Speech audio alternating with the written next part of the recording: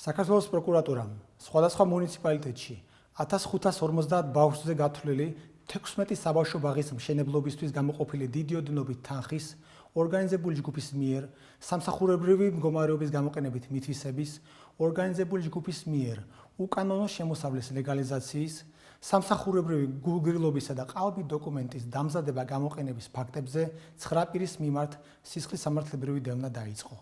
მათ შორის 4 პირი დაკავებულია.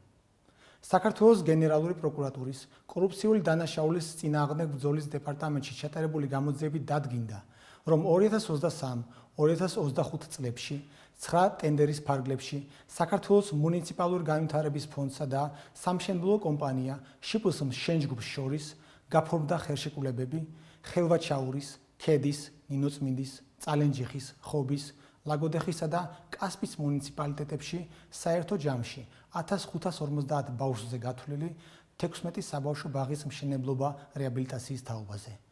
აღნიშნული სამუშაოების შესასრულებლად მშენჯგუფს საერთო ჯამში 18.658.000 ლარი ჩაერიცხა, საიდანაც 4.762.000 ლარი წინასწარ შემუშავებული გეგმის შესაბამისად მითვისებულ იქნა ორგანიზებული ჯგუფის წევრების მიერ, რითაც სახელმწიფოს დიდი ოდენობის ქონებრივი ზიანი მიადგა. იმავე პერიოდში ორგანიზებული ჯგუფის წევრებმა ერთობლივად შეიმუშავეს და განახორციელეს უკანონოდ მიღებული შემოსავლის ლეგალიზაციის დანაშაულებრივი გეგმა. გამოძიებით ასევე დადგინდა, რომ საქართველოს მუნიციპალური განვითარების ფონდის ცალკეულმა ხელმძღვანელმა პირებმა დაუდევარი დამოკიდებულების გამო არაჯეროვნად შეასრულეს მათზე დაკისრებული სამსახურებრივი მოვალეობები, რამაც მძიმე შედეგი გამოიწვია. კერძოდ, შენჯგუფმა დაუსაბუთებლად წერილობით 15-ჯერ მოითხოვა თანხა ავანსის სახით სარეაბილიტაციო და სამშენებლო სამუშაოების წარმოების მიზნით. მოხელეებისთვის ცნობილი იყო, რომ შენჯგუფი ჯეროვნად არ ასრულებდა არც ერთი ტენდერით გათვალისწინებულ ვალდებულებას, მაგრამ გულგრილად მოეკიდნენ თავიანთ მოვალეობებს და ყოველ ჯერზე გასცეს ნებართვა კომპანიისთვის ავანსის თანხის სრულად ჩარიცხვაზე, რამაც საბოლოოდ მძიმე შედეგი გამოიწვია. კერძოდ, 16 საბავშვო ბაღიდან 4 საბავშვო ბაღის მშენებლობა რეაბილიტაციის სამუშაოები არც კი დაწყებულა, ხოლო დანარჩენი სამუშაოები განხორციელდა არასრულყოფილად, რის გამოც 16-დან არც ერთი საბავშვო ბაღი დღემდე ჩაბარებული არ არის. გამოძიებით ასევე დადგინდა, რომ ზემოხსენებული სამუშაოების საინჟინრო ზედამხედველობა დავალებული ჰქონდა კერძო საექსპერტო კომპანიას, რომელიც ვალდებული იყო შესრულებული სამუშაოების რაოდენობრივი და ხარისხობრივი შემოწმება განეხორციელებინა.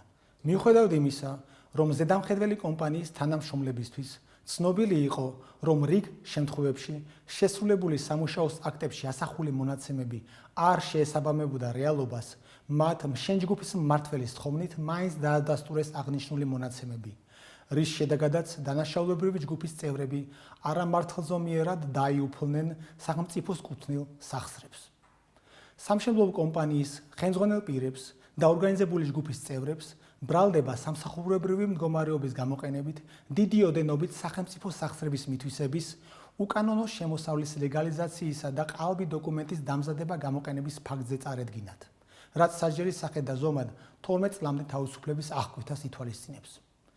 საქართველოს მუნიციპალური განვითარების ფონდის ყოფილ ხელმძღვანელ პირებს ბრალდება სამსახურებრივი გულგრილობის ფაქტზე წარედგინათ, რაც სასჯელის სახე და ზომად 5 წლამდე თავისუფლების აღკვეთას ითვალისწინებს. ბრალდება წარედგინათ კერძო კომპანიის ზედამხედველ ექსპერტებს ყალბი დოკუმენტის დამზადების ფაქტზე, რაც სასჯელის სახე და ზომად 6 წლამდე თავისუფლების აღკვეთას ითვალისწინებს.